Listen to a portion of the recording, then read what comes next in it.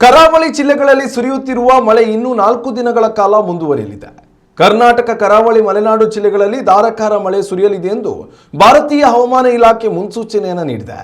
ಈ ಹಿನ್ನೆಲೆಯಲ್ಲಿ ಜುಲೈ 9ರವರೆಗೆ ಹವಾಮಾನ ಇಲಾಖೆ ರೆಡ್ ಅಲರ್ಟ್ ಘೋಷಿಸಿದೆ.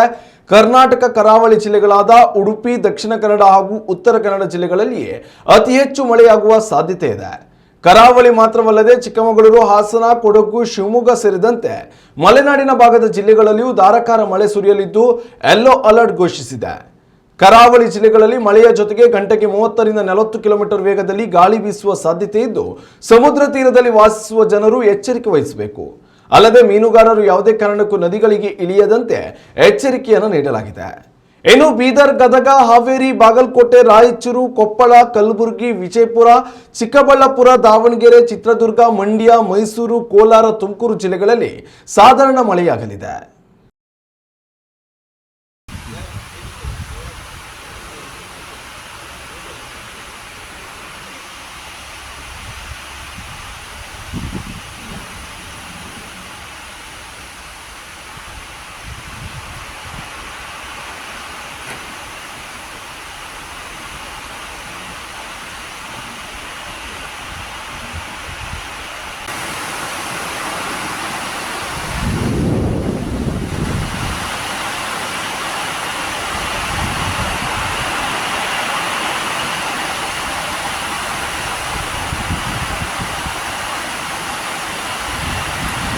ಉತ್ತಮ ಸಂಸ್ಕಾರಯುತ ಶಿಕ್ಷಣದೊಂದಿಗೆ VSS English medium CBSE school Udupi Muddur.